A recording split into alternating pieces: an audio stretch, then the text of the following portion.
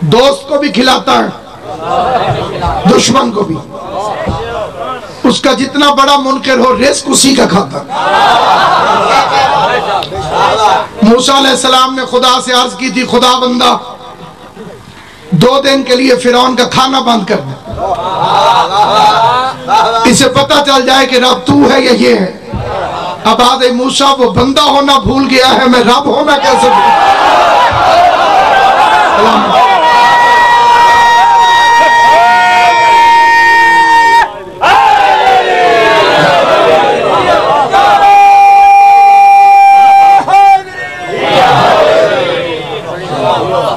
بہرحال رحمان اور رحیم ہے.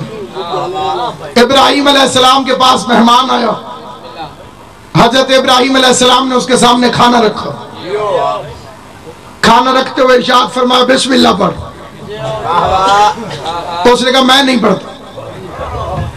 جب میں تیرے اللہ کو مانتا ہی نہیں تو بسم اللہ کیوں پڑھ.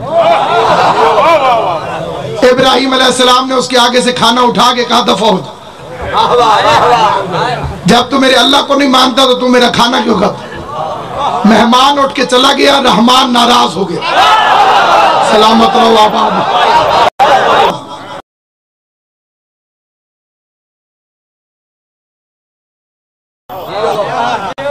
تیرا 71 سال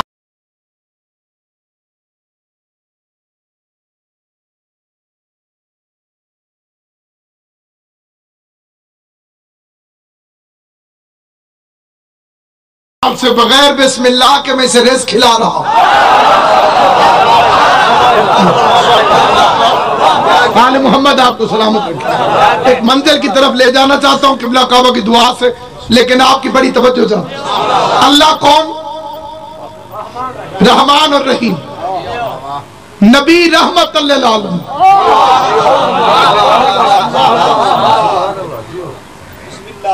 اللہ رحمان اور رحیم, نبی رحمت للعالمین, مولوی دہشت گرد.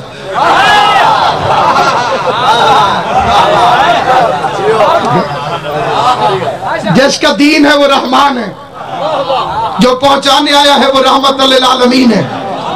اس کی عیادت کرنے چلا گیا جس نے اس کے اوپر کوڑا پھینکا تھا.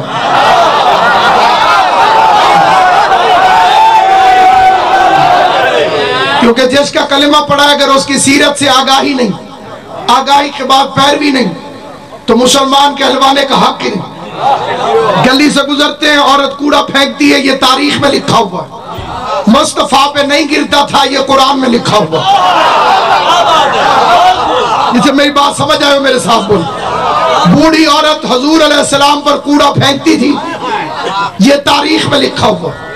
حضور پر نہیں گر سکتا, یہ قرآن میں لکھا ہوا. انکم الرجس.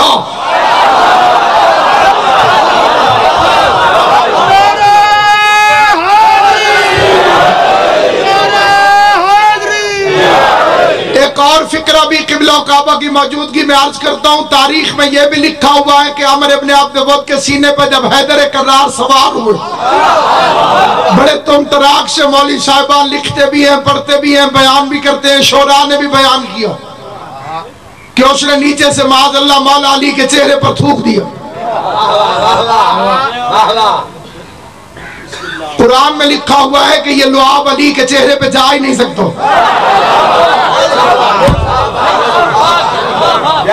کیونکہ نجاست کبھی ان کے قریب آ ہی نہیں سکتی.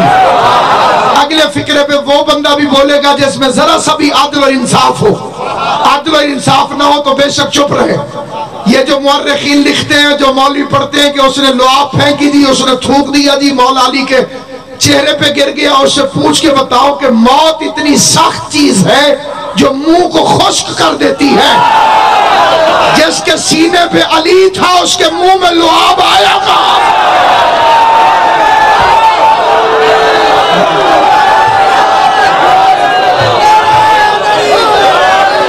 سلامت رہے. آل محمد آپ کو آباد شاد رکھے. عقیدے کو قبول کرتے دیر نہیں لگتی. یہ معجزہ بھی خدا بند کبھی دکھاتا ہے کہ آسمان پہ تھوکو تو منہ پہ آتا ہے.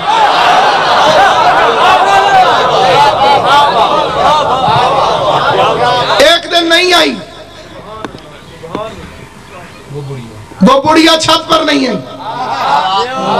اس نبی کا کلمہ پڑھ کے مسلمان ہوئے جو رک گیا، پریشان ہو گیا کہ آج آئی کیوں نہیں۔ میں دو فکرے عرض کرتا ہوں۔ پہلا فکرہ اپنے آقا سے کہتا ہوں نہیں آئی تو خوش ہونا چاہیے، اور دوسرا فکرہ یہ عرض کرتا ہوں کہ اگر وہ روز مکان کی چھت پر آ کر بے ادبی کرتی ہے تو آپ گلی چھوڑ دیں۔ ایک راستے میں جو خرابی پیدا کرنے والی ہے، مہربانی کریں آپ گلی چھوڑ دیں۔ پیغمبر نے گلی نہ چھوڑ کے بتایا جو حق پر ہو وہ روٹ نہیں بدلتا۔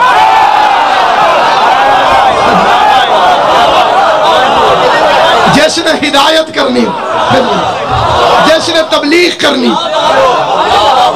اگر میں راستہ چھوڑ دوں تو اسے راستے پہ کون لے کر آئے؟ اگر میں نے راستہ چھوڑ دیا تو اسے راستے پہ کون لے کر آئے؟ محلے داروں سے پوچھا آج چھت پہ آئی نہیں، انہوں نے بتایا بیمار ہے۔ کائنات کا سردار اس کے دروازے پر چلا گیا، اللہ کی رحمت نے اس کے دروازے پہ دستک دی۔ اس نے اندر سے پوچھا کون؟ اسم مبارک زبان طیب و طاہر سے نکلا محمد۔ نام نامی میں وہ تاثیر تھی کہ دشمن زیر ہو گئی، آواز آئی اندر آ جائے گی۔ پھر سوچ کے کہتی ہے اس کے ساتھ تو بڑی زیادتی کی ہے، یہ بدلہ لے گا۔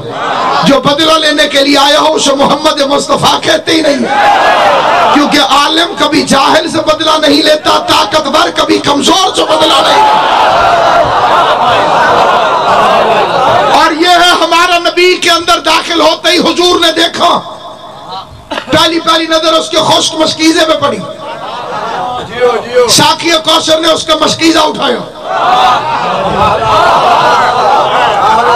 اللہ کی ساری رحمت نے جا کے اس کے لیے مشکیزے میں پانی بھرا، واپس آ کے اپنے ہاتھوں سے پانی پلایا، اسے کھانا کھلایا، بیماری کی دوا دی، کچھ پیسے اس کے تکیے کے نیچے رکھے، اور مڑ کے جاتے جاتے کہنے لگے میں شام کو علی کو بھیجوں گا، کوئی ضرورت ہو تو بیان کر۔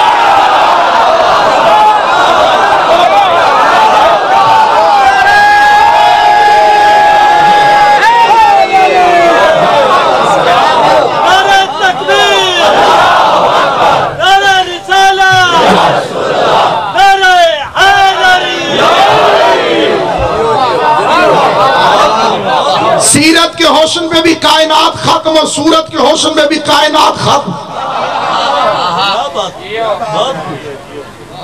نبی کی تعریف کرنے سے پہلے کرینہ سیکھو، وہ مصطفیٰ کا حسن کیا بیان کریں گے جن کے لیے معیار یوسف ہو۔ تھوڑے بندوں کو یہ بات سمجھ میں نہیں آئی، مولوی کے نزدیک حسن کا سب سے بڑا معیار حسن یوسف ہے۔ مصطفیٰ کے لیے بھی تعریف کرے تو کہتے ہیں حسن یوسف دم عیسیٰ ید بیضا داری۔ اگر کسی نے یوسف کا حسن دیکھنا ہے تو محمد مصطفیٰ میں دیکھے۔ میں کہتا ہوں حد ادب ہے، توہین رسالت کرنے سے گریز کرو۔ یوسف نوکر ہے، محمد سردار ہے، نوکروں کی استعمال کی ہوئی چیزیں مالکوں میں کیوں ڈھونڈتے؟ پھر وہ بندہ بولے جو متفق ہو میرے ساتھ، نوکروں کی استعمال کی ہوئی چیزیں مالکوں میں کیوں تلاش کرتے ہو؟ یوسف رعایا ہے، مصطفیٰ سردار ہے۔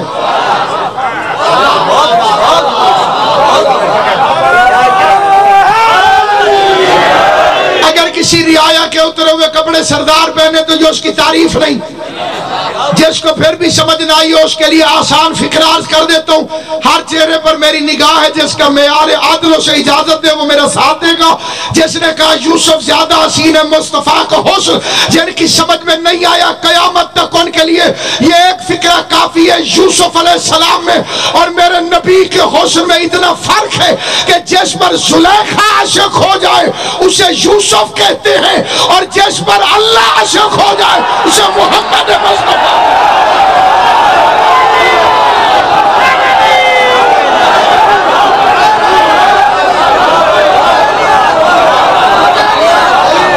آل محمد آپ کو سلامت رکھے، وہ ہاتھ کبھی کمینے کے محتاج نہ ہو جو حمایت آل محمد میں اٹھتے، ہاتھ اٹھتا ہی اسی کا ہے جسے خیرات علی دے رہا. دنیا کہتی ہے یہ علی کو بڑا مانتے ہیں, یہ تو نبی کو مانتے ہی نہیں. اور قرآن کی قسم ہم نے علی کو نبی کے کہنے پر مانا.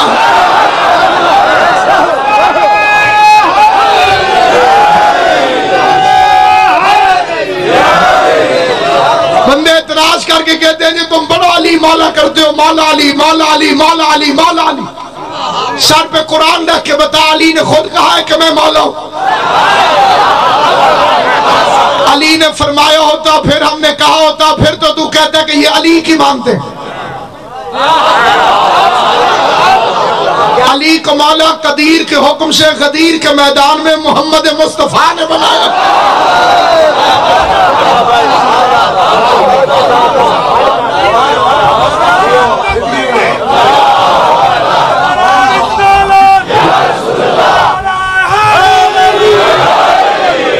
ہم علی علی اس لیے کرتے ہیں کہ نبی نبی کرنے کی تمیز آ جائے. دنیا کو پتا چلے جن کا علی ایسا ہے ان کا نبی کیسا ہو. جن کے نزدیک امام کی یہ شان ہے ان کے نزدیک نبی کی عظمت کیا ہو.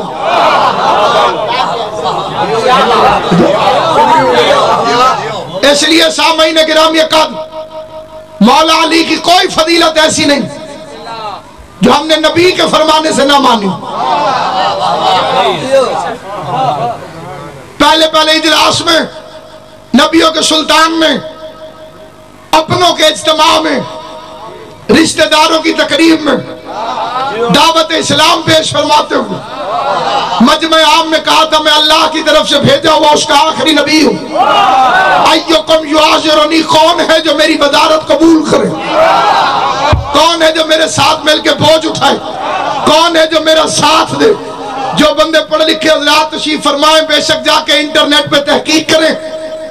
کتاب کا نام ہے The Fall of the Roman Empire, اس کی جلد نمبر 2 سے عرض کر رہا ہوں. لکھنے والا نہ شیعہ ہے نہ سنی بلکہ مسلمان بھی نہیں ہے, غیر مسلم مورخ ہے جس کا نام ہے مسٹر ایڈورڈ گبن. وہ کہتا ہے اللہ کا نبی ممبر پر آیا اور اس نے کہا the sons of Abd al-Muttalib, I am the last prophet of God, who will help me, who will follow me, he will make my minister and in charge of my faithful mission.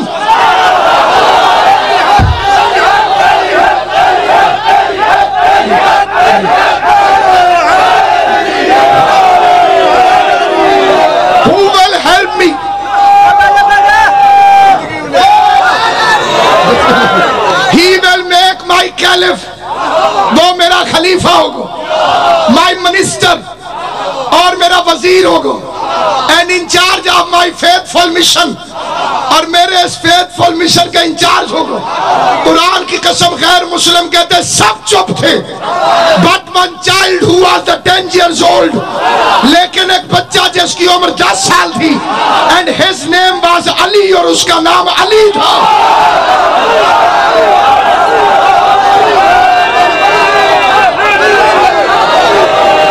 خدا کی قسم کھائیے کہ بلو کعبہ تشریف فرمائے, ممبر رسول پر مجلس حسین میں فکر پڑھا ہوں تو پوری کائنات جہاں جہاں تک میری آواز جا رہی ہے.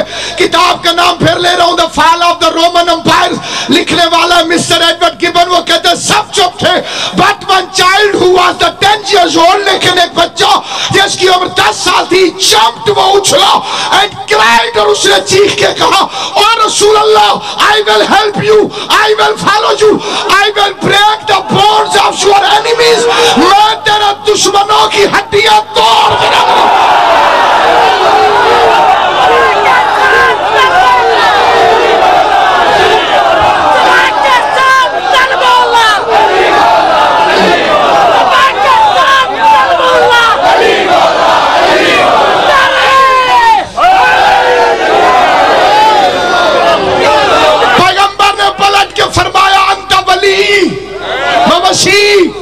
خلیفتی, تو میرا ولی ہے,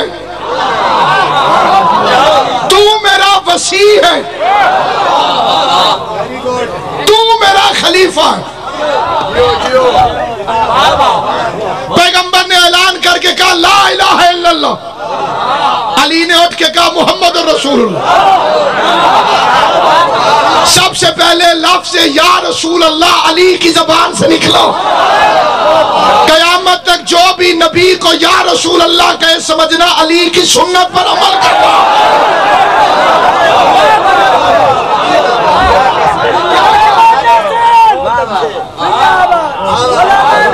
مذہب اہل بیت زندہ باد، شیعہ سنی مسلمان زندہ باد، جن کے دل میں عشق رسول ہے وہ زندہ باد، جو لڑائی جھگڑے میں پڑے وہ مردہ باد، جو اہل بیت کو نہ پہچانے وہ مردہ باد۔ الف بے میں بھی سین اور شین کٹھے ہیں۔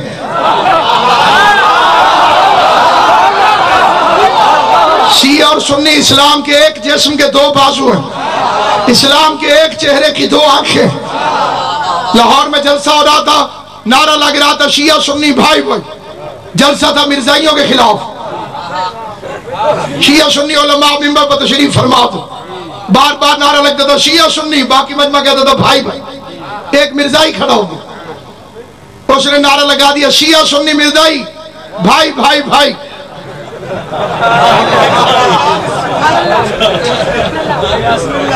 شریف بندے سارے پریشان ہو گئے۔ اس نے کہا تم شیعہ سنی میں بھی تو بڑے بڑے اختلافات، اگر تم اپنے اختلافات کے باوجود بھائی بھائی ہو، ہم مرزائیوں نے بھی ایک اختلاف کیے، ہمیں بھی بھائی تسلیم کریں۔ منبر پہ علامہ حضرت حسن زیدی صاحب تشریف لے، زید صاحب نے فرمایا یہ بکواس کر رہا ہوں۔ کیا جی؟ زید صاحب نے فرمایا ہم شیعہ سنی میں لاکھ اختلاف، لیکن نبی ہوتا ہے امت کا باپ، ہم دونوں کا باپ ایک، تمہاری ماں نے قسم ہی دوسرا کر لیا۔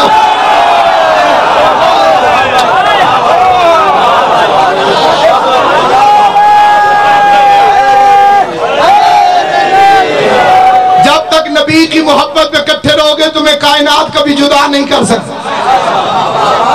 لیکن نبی کی محبت کے ساتھ ضروری ہے پیغمبر کی سیرت۔ مکے کے رہنے والی خاتون گھر سے باہر نکل آئی، سامان زیادہ تھا جو اس نے سر پہ اٹھایا ہوا تھا، اتنی ہمت نہیں تھی اس کی کہ وہ سامان اٹھا سکے۔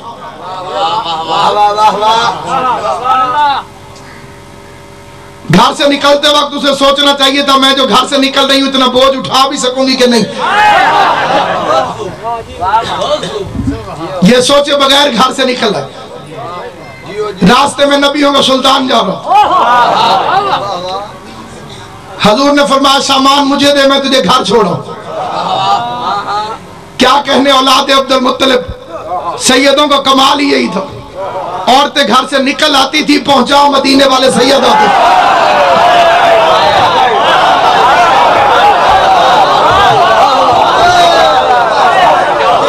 کائنات کی رحمت نے اس کا سامان اپنے سر پہ اٹھا لی،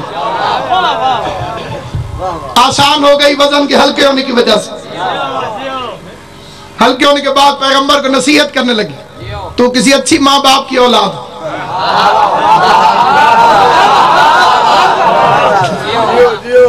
کافرہ ہو کے اسے نبی کے والدین کی شرافت نظر آ گئی، کلمہ پڑھ کے اس جاہل کو حلیمہ سمجھ میں آ گئی ہے، عظمت آمنہ سمجھ میں نہیں ہے۔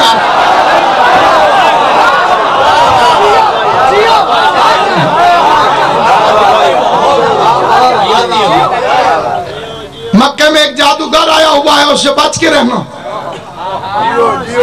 اس سے کہہ رہی ہے جس نے سامان اٹھایا ہوا، وہ کہتا ہے بتوں کو برا کہو بت اچھے نہیں ہیں، نہ فائدہ دیتے ہیں نہ نقصان، میں اس سے ڈر کے نکل رہی ہوں۔ جہاں اس نے پہنچنا تھا حضور نے پہنچایا، پورا رستہ تعارف ہی نہیں کرائے۔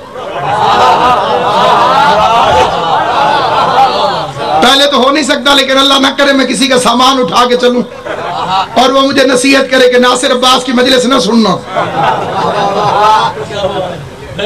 دھماکے سے سے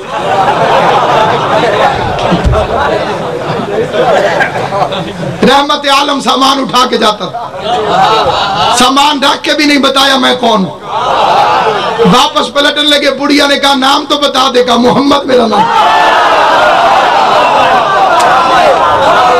قدموں پہ گر کے کہتی ہے واقعی اللہ بہتر جانتا تھا کہ وہ رسالت کو کس مقام پر رکھے. بھرے مجمع میں نبیوں کے سلطان نے توحید کا اعلان کیا اور علی نے اٹھ کے رسالت کی گواہی دی. پیغمبر نے اٹھ کے ولایت کا اعلان کر دیا. اور یہ کوئی مذہب اور مسلک بھی ہو لیکن ہو بندہ پیر استاد والو، شیعہ سنی کی قید نہیں، اس کی بیعت علی کی طرف جا. قادری ہو، چشتی ہو، سہروردی ہو، ساروں کی بیعت مولا علی کی طرف. میں بڑا پریشان تھا اس بات پر کہ چوتھا ماننے والے بھی بیعت علی کی کیوں کرتے. تو میں نے ایک جلیل القدر عالم دین سے صاحبزادہ شبیر الحسن سے پوچھا جو اہل سنت، انہوں نے مجھے ایک کتاب دکھائی، اس میں جو واقعہ لکھا ہے وہ آپ کو ہدیہ کرنا چاہتا ہوں. اس میں لکھا تھا کہ حضور جب معراج پر تشریف لے کر گئے اللہ نے ولایت والا جبہ عطا فرمایا. حضور کو ولایت والا جبہ عطا فرمایا، فرمایا کہ میرے حبیب زمین پہ جسے اہل سمجھنا اسے پہنا دینا. حضور نیچے آئے، اہل سنت عالم دین لکھ رہا، کتاب کا نام ہے حکایات اولیاء صاحبزادہ شبیر الحسن. یہ ہر بڑے دربار پر بار سٹار میں کتاب ملتی. تو حضور نیچے آئے، انہوں نے حضرت ابو بکر سے پوچھا کہ اگر آپ کسی کو گناہ کرتا دیکھیں تو کیا کریں گے؟ حضرت ابو بکر نے فرمایا میں اسے سزا دوں. حضور نے فرمایا بیٹھ جاؤ. حکایات اولیاء میں ہے کہ پیغمبر نے حضرت عمر سے پوچھا کہ اگر تو کسی کو گناہ کرتا دیکھے تو کیا کرے گا؟ حضرت عمر نے پہلے سے زیادہ جلال سے فرمایا میں اس کا نام و نشان مٹا دوں، اسے نشان عبرت بنا دوں، ایسی سزا دوں گا کہ پھر وہ گناہ کوئی نہ کرے. حضور نے فرمایا بیٹھ جاؤ. اب مولا کریم نے مولا علی سے پوچھا علی اگر آپ کسی کو گناہ کرتا دیکھو تو کیا کرو گے؟ علی نے گردن جھکا کے کہا میں پردے ڈال دوں. جسے سمجھ آئے میری بات ہو میرے ساتھ بول. مولا علی نے فرمایا میں پردے ڈال دوں. پیغمبر نے ولایت کا جبہ پہنا کے ماتھا چونگے گا یا علی پردے ڈالنا یا خدا کا کام ہے یا حیدر کرار کا.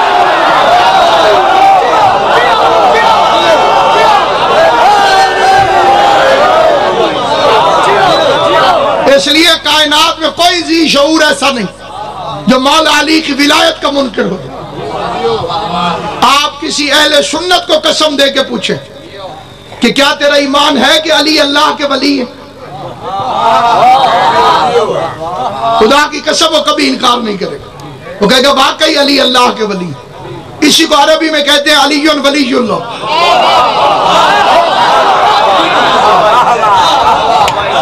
جس بات کو اردو زبان میں اہل سنت مان جائیں اسے عربی زبان میں کوئی شیعہ ہو کے نہ مانے منافق نہیں تو اور کیا.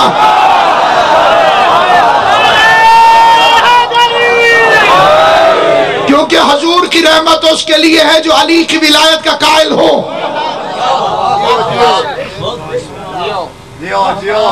حارث بن نعمان فہری نے غدیر کے میدان میں پیغمبر سے کہا تھا اگر علی کی ولایت کا اعلان آپ نے خدا کی طرف سے کیا تو اپنے اللہ سے کہے مجھ پر عذاب نازل کر. اس نے یہ ڈرامہ اس لیے کیا تھا کہ یہ ڈرامہ پہلے ابو جہل کر چکا تھا. اس نے کہا تھا کہ اگر خدا نے تجھے نبی بنایا ہے تو اللہ سے کہے کہ مجھ پہ پتھر پھینکا. کہنے کے بعد پھر خود ڈر گیا. بچو تو جان دائی بھی سچے گھبرا گیا کہ پتھر آئے گا. پتھر نہ آیا آیت آ گئی کیف نعذبہم ان پر کیسے عذاب نازل کروں میرے حبیب ان میں تو رہتا ہے.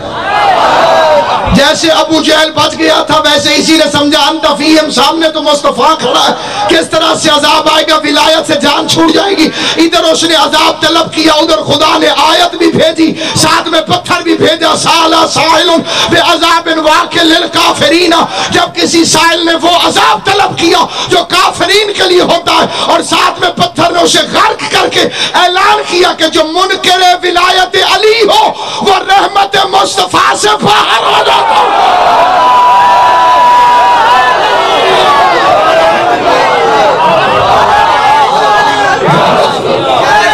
حیدری، اس لیے سامعین گرامی قدر، اگر ولایت کوئی سستی چیز ہوتی تو علی کی بیٹی کی چادر اس پر قربان نہ ہو جائے۔ اتنی سستی نہ تھی شہزادی کونین کی بیٹی کی چادر کہ کسی عام مشن پر قربان ہو۔ بات صرف نماز کی ہوتی تو حسین بچا گیا تھا، بات صرف نماز کی ہوتی تو مدینے میں بھی بچ جاتا۔ یہ جھگڑا ہی ولایت کا تھا۔ علی ولی اللہ کے دشمنوں نے اکٹھے ہو کر غدیر کا بدلہ لیا ہے سیدوں سے۔ غدیر کے بدلے کا نام ہے کربلا۔ اللہ نہ کرے کسی جگہ پہ قتل ہو جائے، لاش کا معائنہ ہوتا ہے، لاش کی حالت بتاتی ہے کہ دشمنی میں قتل ہوا ہے یا اتفاقی قتل ہوا۔ جس غریب کے زخموں کی تعداد ہی کوئی نہیں گن سکا، اس سے کیا دشمنی تھی؟ قبلہ کعبہ کی موجودگی میں ان کی سرپرستی میں یہ فکر عرض کر رہا ہوں۔ حسین کے قاتل کا نام ہے، بہت سارے قاتلوں میں سے ایک قاتل کا نام ہے عمر ابن سعد۔ جب غریب گھوڑے سے گر گیا تو ذوالجناح امام حسین کا طواف کرنے لگا۔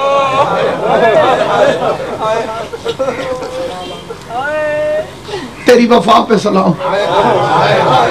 علامہ رشید ترابی آل اللہ مقاموں کا ایک فکرہ ہے، وہ فرماتے تھے کربلا میں حیوان انسان بن گئے تھے، انسان حیوان بن گئے۔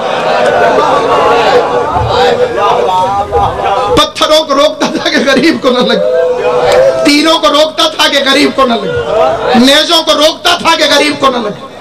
اچانک ایک پتھر ذوالجناح کو لگا تو حسین کا قاتل دوڑ کر سامنے آ گیا اور کہنے لگا اس گھوڑے کو نہ مارنا، میں نے اس میں رسول کو بیٹھے دیکھا۔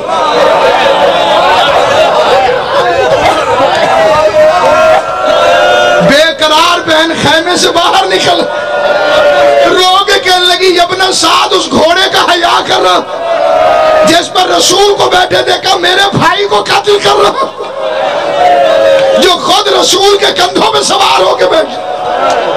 ہر باز امیر آدمی سے میرا سوال ہے، اگر یہ ولایت کے دشمن نہ تھے تو جو گھوڑوں سے بھی پیار کر رہے تھے انہیں حسین سے کیا دشمنی تھی؟ ایک دوسرے کو کیوں کہتے تھے عرب کے قاتل کے بیٹوں کو قتل کرو؟ بغض علی میں منعقد ہوئی ہے کربلا۔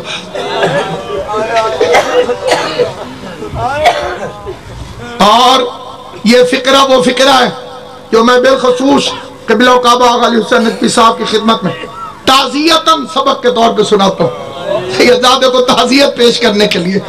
اور جتنے سادات یہاں تشریف فرمائیں، میں ان کی نوکرانی کی اولاد ہوں، ان کو بھی تعزیت پیش کرنے کے لیے یہ فکر عرض کرتا ہوں۔ پھر یہ ظالم جب لاشوں کو دفن کرنے لگے تو علی کی بیٹی کو مجبور ہو کر اپنے بھائی کے قاتل سے بولنا پڑا اور رو کے میری شہزادی کہتی ہے عمر صاحب کیا میرے ماں جائے کو بھی دفن کرے؟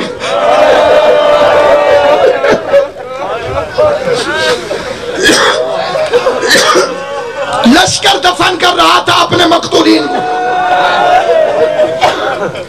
ملونوں کی لاشیں دفن کر رہے تھے۔ اور اگلے فکرے کے لیے میں نے عرض کیا ہے کہ میں اگرچہ سبق کے طور پر سنا رہا ہوں لیکن تعزیت کے طور پر میں قبلہ کعبہ کی خدمت میں یہ فکر عرض کرتا ہوں، ہر سید کی خدمت میں عرض کرتا ہوں اور معافی بھی مانگتا ہوں اگر دل دکھے تو۔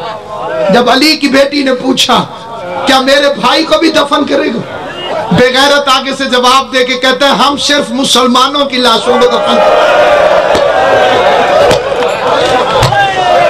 ماتم کر کے